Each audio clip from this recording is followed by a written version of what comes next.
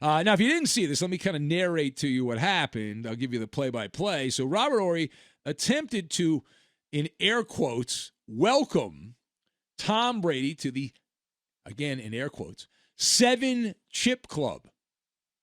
Now, how did he do this? He posted that famous Spider-Man meme from the original Spider-Man cartoon with the face of Robert Horry himself on one of the Spider-Man characters, and then the other was Tom Brady's face, and they were surrounded by NBA and NFL championship trophies. What could possibly be wrong with that, you ask? Well, in the age of the social network, everything is fundamentally wrong with it. That single act of posting a Spider-Man meme of Robert Horry and Tom Brady opened the floodgates.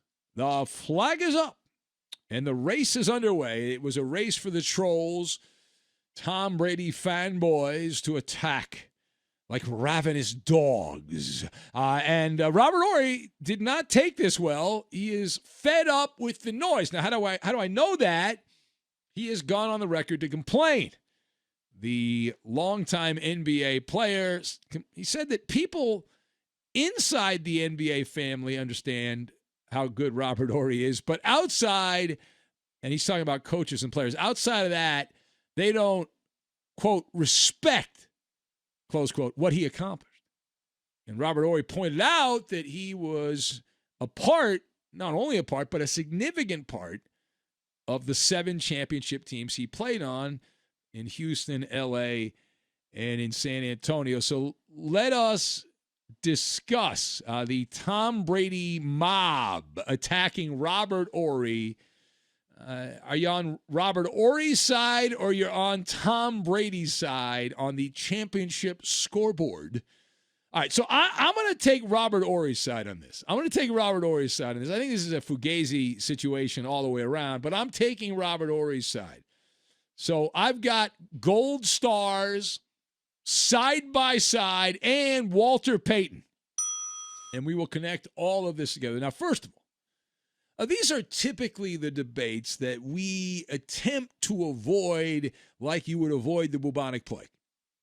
But I'm going to go into the batter's box and take a swing at this one because it is low-hanging fruit, and it's the flavor of the week with Tom Brady being in the headlines and all that. So, and we've often pointed out, and we believe this to be true, that low-hanging fruit is the most delicious. It's the most delicious. So Tom Brady and Robert Horry, in terms of the championship grade, are one and the same. Now, why is that? It goes back to a point that I've made for many, many years here, that championships, while everyone loves to celebrate them and people call sports radio and romanticize the championships and love to post things on social media about winning championships and this and that and the other thing, that is a situation that is not an individual award. Championships are, by their very definition, a team award. Right? No, in team sports, no one person can win a championship. The entire team has to be good to win a championship. And as long as you're not a bench warmer and you're a contributor, you get the identical number of gold stars for being on a champion. It's like, look at the Buccaneers. The worst guy in the Buccaneers, who I guess is Shady McCoy because he didn't play in the Super Bowl. He wasn't inactive, but he didn't play. But Shady McCoy is going to get the same Super Bowl ring that Tom Brady's going to get. It's not like Brady gets a bigger ring because he was playing in the game and he played a key role, et cetera, et cetera, et cetera. In fact, it's the reason when we talk about the halls of fame in different sports that championships are the very last criteria that you would examine to decide whether or not a player is worthy of getting into a hall of fame. The players who shine the brightest as individual stars, therefore, are not penalized because they happen to play on dog food teams. Tom Brady is a better individual player. He's had a more impactful career individually than Robert Horry. No debate. Right? No qualms about saying that. I just said it. I'll say it again. In the head-to-head individual conversation, Tom Brady is more decorated and is ahead of Robert Horry. But that's not what we're debating here. All right? That's not the conversation. The conversation is as far as a champion. Yeah, individually, Robert Horry's never been an NBA All-Star when he played. He was a complimentary player. All of that is true. But in terms of contributing to championships, carbon copies. Carbon copies. Now, secondly, Robert Horry was, if you look at his run in the NBA, he has just as big a stake to his 7 championships as Tom Brady does to his 7. Now, I'm not going to go full Rob Parker on your ass, but let me make my elevator pitch supporting Mr. Big Shot from back in the day. Robert Horry had to play both sides, right? Both sides of the court when he played, when he was out there, when he was with the Rockets, Lakers, and Spurs. He played offense and defense. Tom Brady, while he's the quarterback and he's the key guy in the offense, he only plays 33.3% of the game, right? The other parts of the game, Tom Brady's never played defense. He's not going to play special teams. So forget about it. Forget about it. Big Shot Bob was also a cold-blooded assassin, a sniper in big moments at the end of playoff games. And you think of the legends that he played with. Much bigger names. Hakeem Olajuwon. That spin move Olajuwon had, the dream shake. Insanely good. Insanely good. Kobe Bryant, Shaquille O'Neal, Tim Duncan, and all of them at one point or another deferred to Robert Horry to score points at the most important part of games in crunch time to win them games, to help them win a championship. And that is a testimonial to the value of Robert Horry. Now, using some back of the napkin Maller math, Robert Horry hit at least 7 game-winning or late in the game changing baskets, final closing seconds, playoff games, whether it be the Western Conference Finals when he was with the Rockets, the NBA Finals with the Lakers, and remember that game against the Portland Trailblazers, the Jailblazers, when they had Scottie Pippen and Rasheed Wallace, and he had a silly shot in that game, and the San Antonio Spurs. He had some big shots there as well. So that's at least, again, using my Maller math here, that is at least one title or one game-winning shot for every one of the years they won a title.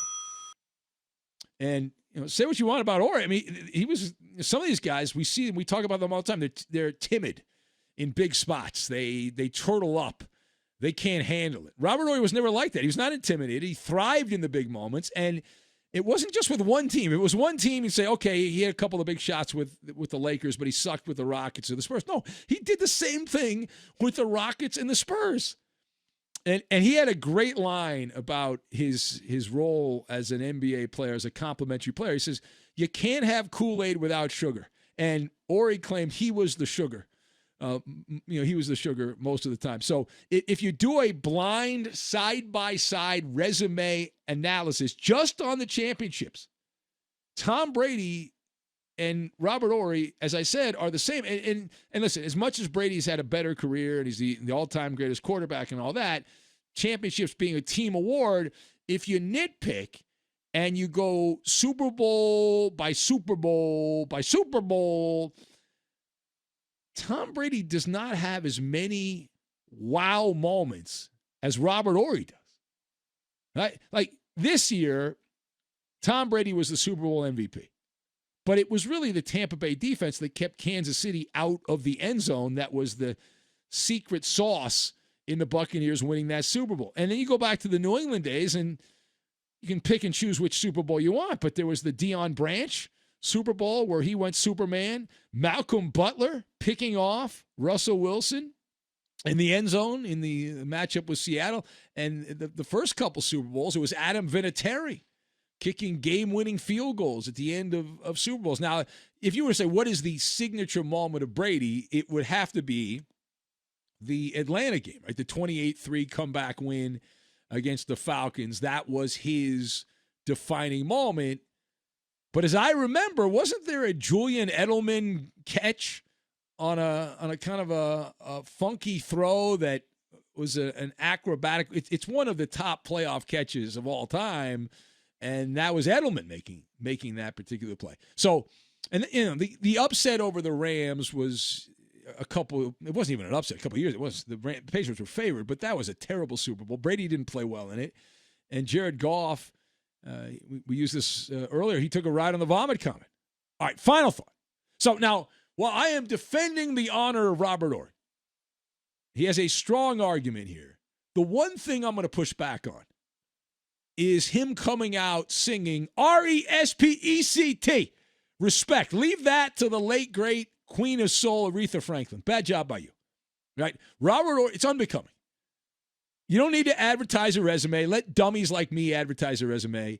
And there's that great quote by Walter Payton, Sweetness, that when you're good at something, you tell everybody. You want to yell at the top of the mountain you're good at something. But when you're great at something, the other people tell you. They let you know. And as far as that Twitter Donnybrook, the rhubarb on Twitter, listen, social media, there's an actor that said this a few weeks back, that social media is a vast orchard of crap. It is the Matrix. And even the most benign, harmless comment ends up often being hijacked and being used as some kind of hate speech. And it's the cyborgs, the trolls, the bots, the clowns, and everyone united. And what are you taking that stuff seriously for? Bad job by you. And there's a lot of people on social media that have way too much time on their hands. And also just hate anyone that's had any success and loves to tear them down. Down, down, down, down, down.